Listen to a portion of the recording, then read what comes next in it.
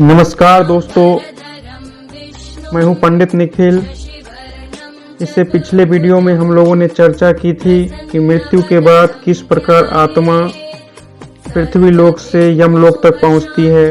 हमने गरुड़ पुराण के प्रथम अध्याय में इसका जिस प्रकार वर्णन था, बिल्कुल उसी प्रकार से आप लोगों को बताया था। दूसरे अध्याय में भगवान श्री हरि विष्णु ने वैतरणी नदी एवं मार्ग में आने वाले 16 नगरों का विस्तार से वर्णन किया है। वैतरणी नदी के बारे में आप सभी को जरूर जानना चाहिए, क्योंकि इतनी भयानक और भयंकर नदी है जिसके बारे में सुनकर ही लोगों की आत्मा कांप उठती है। अगर आप चाहते हैं कि आपको इस वैतरणी नदी को कभी पार न करना पड़े, तो आपको अपने जीवन में किए जाने वाले भयंकर पापों से दूर रहना होगा। और इसलिए इस नदी के बारे में और इसके बीच पृथ्वी मार्ग से यम मार्ग के बीच आने वाले 16 नगरों में और वहाँ भोगे जाने वाले कष्टों के बारे में अवश्य पता होना चाहिए, जिससे कि आपके मन में कभी भी कोई भी पाप करने का विचार भी उत्पन्न हो तो आप तुरंत उस विचार को त्याग दें। क्योंकि पृथ्वी मार्ग से यम मार्ग तक की जो यात्रा है, विशेषकर पापी व्यक्तियों के लिए जो यात्रा है, वो बहुत ही कठिन और दुर्गम है। वास्तविकता में जो यमपुरी है, वहाँ 4 मार्ग हैं। यमपुरी के जो 4 मार्ग हैं, उसमें से जो दक्षिणी मार्ग है, वह मार्ग पापियों के लिए निर्धारित किया गया है। पापी व्यक्तियों को दक्षिण मार्ग से ही ले जाया जाता है। और यह मार्ग सबसे ज़्यादा कठिन और दुष्कर है, और इसी मार्ग में महाभयंकर वैतरणी नदी भी बहती है। इसलिए अगर आप लोग भी चाहते हैं कि आप लोगों को दक्षिण मार्ग से यमपुरी नहीं ले जाया जाए, तो कृपया करके मन और विचार और कर्म से हर तरह के पापों को निकाल दें और बचे हुए जीवन में सिर्फ पुण्य ही अर्जित करने का प्रयास करें। आइए हम लोग विस्तार से जानते हैं कि किस प्रकार से जो यमपुरी का जो दक्षिणी मार्ग है, जहाँ से घोर पापियों को ले जाया जाता है, उसके बारे में भगवान श्री हरि विष्णु ने क्या वर्णन किया है, उसे हम लोग विस्तार से जानते हैं। श्री गरुड़ जी पूछते हैं भगवान हरि विष्णु से कि हे केशव, यमलोक का मार्ग किस प्रकार दुखदाई होता है और पापी लोग वहाँ किस प्रकार जाते हैं, वह मुझे बताइए। इस पर भगवान श्री हरि विष्णु कहते हैं, हे गरुड़, महान दुख प्रदान करने वाले यम मार्ग के विषय में मैं तुमसे कहता हूँ। मेरा भक्त होने पर भी तुम उसे सुनकर कांप उठोगे। यम मार्ग में वृक्ष की छाया नहीं है जहाँ प्राणी विश्राम कर सके। उस यम मार्ग में अन्न आदि भी नहीं है जिससे कि वो अपने प्राणों की रक्षा कर सके। हे खग, वहाँ कहीं जल भी नहीं दिखता जिससे अत्यंत तृषातुर जीव पी सके। वहाँ प्रलयंकारी भांति 12 सूर्य तपते रहते हैं।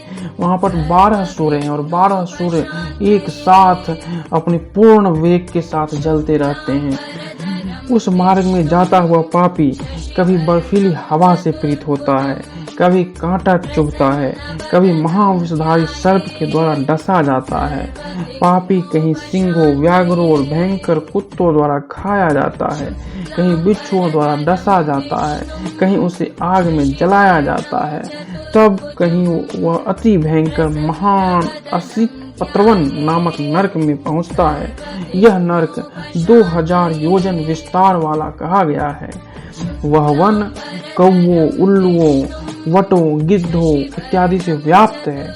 उसमें चारों ओर दावाग्नि व्याप्त हैं। कहीं अंधे कुएं में गिरता है, कहीं विकट पर्वत से टकराता है, कहीं छुरे की धार पर चलता है और कहीं कीलों के ऊपर चलता है, कहीं घने अंधकार में गिरता है, कहीं उग्र जल में गिरता है, कहीं जोंक से भरे हुए कीचड़ में गिरता है, तो कहीं जलते हुए कीचड़ में गिरता है, कहीं तपी हुई बालू से व्याप्त और कहीं धधकते हुए ताम्रमय मार्ग, कहीं अंगड़ा की राशि और कहीं अत्यधिक धुएं से भरे हुए मार्ग पर उसे चलना पड़ता है। कहीं बिजली गिरने के साथ शील वृष्टि होती है, कहीं रक्त की, कहीं शस्त्र की, कहीं गर्म जल की वृष्टि होती है, कहीं खारे कीचड़ की वृष्टि होती है, कहीं पर्वत शिखरों की चढ़ाई है और कहीं कंदराओं में प्रवेश करना पड़ता है। वह मार्ग घने अंधकार से भरा हुआ है।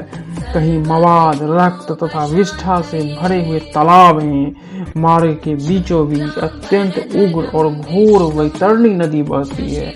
वह देखने पर दुखदायिनी है तो क्या आश्चर्य, उसकी वार्ता से ही भय पैदा हो जाती है। वह नदी 100 योजन चौड़ी है। उसमें पीव, रक्त इत्यादि बहते रहते हैं। उसके तट हड्डियों से बने हुए हैं। उसके तट पर हड्डियों का ढेर लगा रहता है। मांस और रक्त के कीचड़ वाली वह नदी बेहद दुख से पार की जाने वाली है। अथाह गहरी और पापियों के द्वारा दुख पूर्वक पार की जाने वाली वह नदी केश रूपी सेवार से भरी होने के कारण दुर्गम है। वहाँ विशाल काय घड़ियालों का बसेरा है और वहाँ सैकड़ों प्रकार के घोर पक्षियों का निवास है। हे गरुड़, आए हुए पापी को देखकर वह नदी ज्वाला और धूम से भरकर कराह में रखे धृत की भांति खौलने लगती है। वह नदी सुई के समान मुख वाली भयानक कीड़ों से चारों तरफ व्याप्त है। वज्र के समान चोंच वाले बड़े बड़े गिद्ध और कौवों से घिरी हुई है। वह नदी शिशुमार, मगर, जोंक, मछली, कछुए तथा अन्य मांस भक्षी जलचर जीवों से भरी पड़ी है। उसमें के प्रवाह में गिरे हुए बहुत से पापी रोते चिल्लाते हैं और हे भाई, हे पुत्र, हे तात इस प्रकार कहते हुए बार बार विलाप करते हैं। भूख और प्यास से व्याकुल होकर पापी जीव रक्त का पान करते हैं।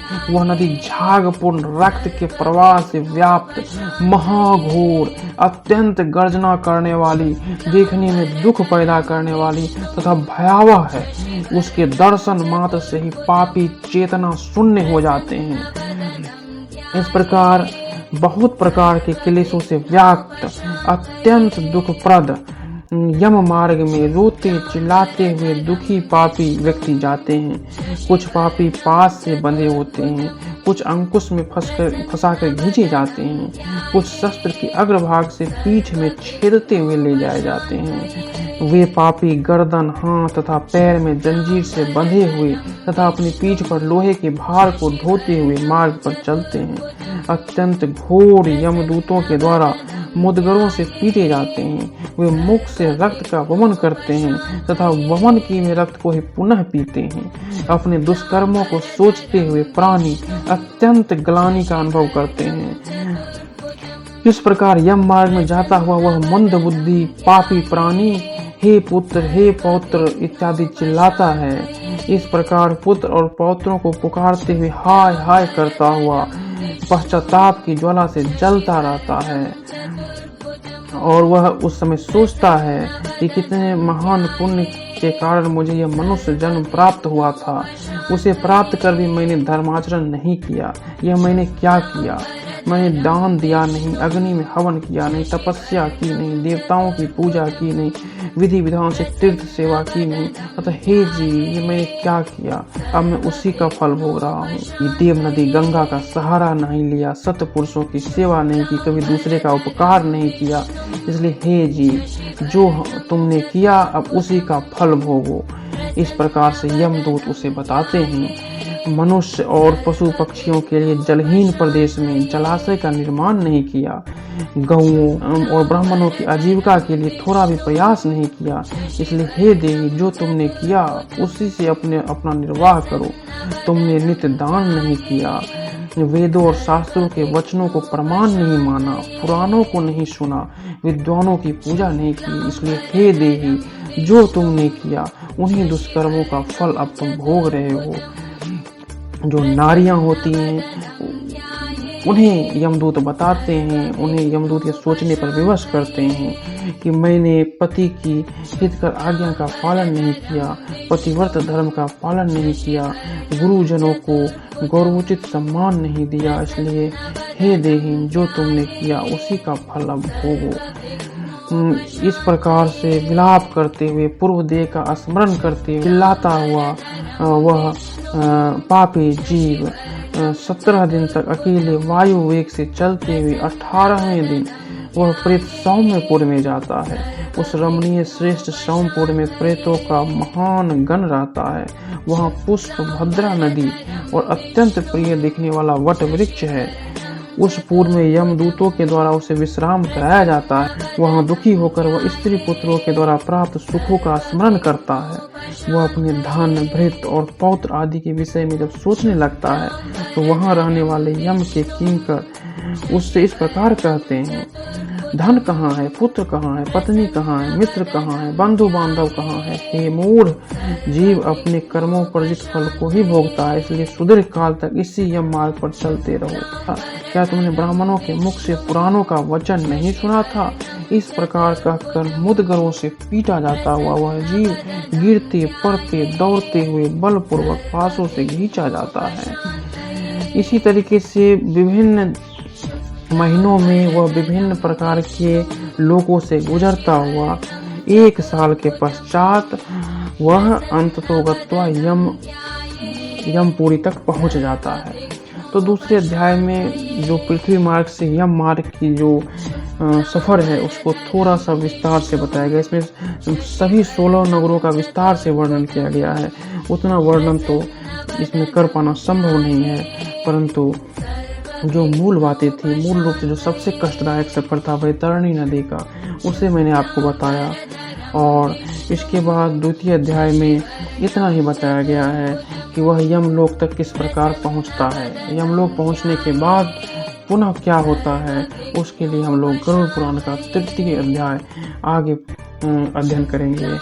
आप लोगों से इतना ही निवेदन है कि जीवन में जो समय बीत गया उसे तो बदला नहीं जा सकता, लेकिन वर्तमान से, अभी से, इसी समय से अगर हम यह ठान लें कि अब हमारे बचे हुए जीवन में मुझसे कोई पाप नहीं होगा, तो भी हम इस भयंकर दुख से, मृत्यु के बाद मिलने वाले इस भयंकर पीड़ा से बच सकते हैं। जय श्री हरि विष्णु।